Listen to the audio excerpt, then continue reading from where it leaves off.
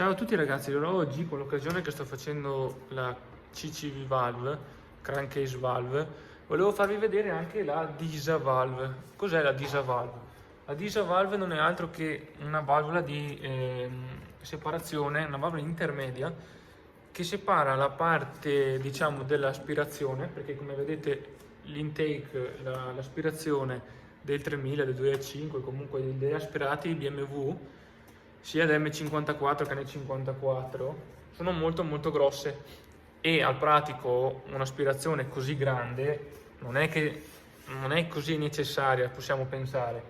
Perché è così grande? Perché è divisa ben in due zone, ovvero c'è una zona che è quella dei collettori lunghi che vanno ad ottimizzare il rendimento in aspirazione, che fino a 3.500-4.000 giri utilizzerà quella parte dell'aspirazione. Dopodiché verso i 4.000 giri, quando la DISA valve, che è questa, insieme poi all'azionamento del variatore di fase, ma che quello va in concomitanza alla DISA, quando si aprirà separerà l'aspirazione dalla parte di bassi giri alla parte di alti giri, quindi i collettori di aspirazione diventeranno corti. Ovvio, non è che si allungano, semplicemente prima funzionano alcuni collettori, poi girandosi la valvola andranno a lavorare quegli altri. Niente di più che una semplice valvola che funziona elettropneumaticamente tramite il consenso elettronico. Lei si va ad aprire qua dentro, adesso io ve la vado a smontare.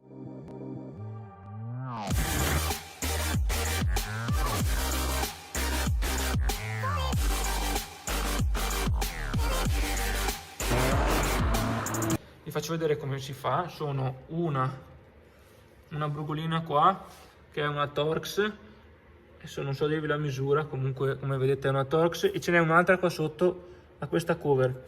La togliamo. E perché la sto andando a smontare? Perché è famosa per creare molti problemi a questi motori, soprattutto l'M54, perché si rompe.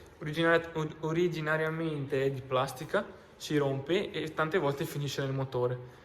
Se vi va bene finisce nel motore solo la parte in plastica, se vi va male finisce dentro anche il pin che la mantiene. Il pin è di metallo, quindi potete immaginare quali sono i danni che si possono fare. Oltre al fatto che vi verrà fuori una spia motore, perché comunque il motore non riesce a lavorare bene. Quindi andiamo a togliere questa DISA valve. Su eBay, se andate a trovare, scrivete DISA valve o dove volete, troverete delle valvole a 25 euro in plastica, blu, solitamente sono blu. Io l'ho installata in alluminio, ora ve la mostro. Andiamo a smontarla intanto. Va bene, allora ho mollato i due bulloncini che vi dicevo prima. Adesso basterà muoverla un po', vediamo se è vero, perché ovviamente è qua dentro da un bel po', è un po' dura, eccola qua. Allora, come vedete, vabbè, a parte il fatto che è sporca, questa, la mia, è in alluminio, quindi è metallica, non è in plastica come tante altre. Questa è in pratica, aspetta che la appoggiamo qua sul tavolo.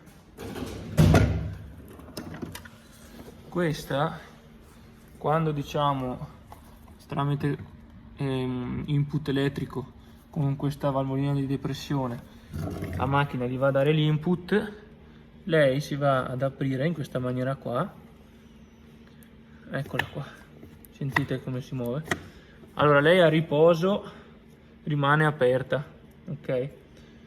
Infatti quando spegnete la macchina a un certo punto sentite tipo un soffio davanti ed è lei che torna in posizione aperta. E ecco, andiamo a vedere sul collettore come è posizionato. Come vedete il mio collettore è piuttosto sporco dentro, vi faccio un po' di luce, vedete che è tutto sporco. Questo è uno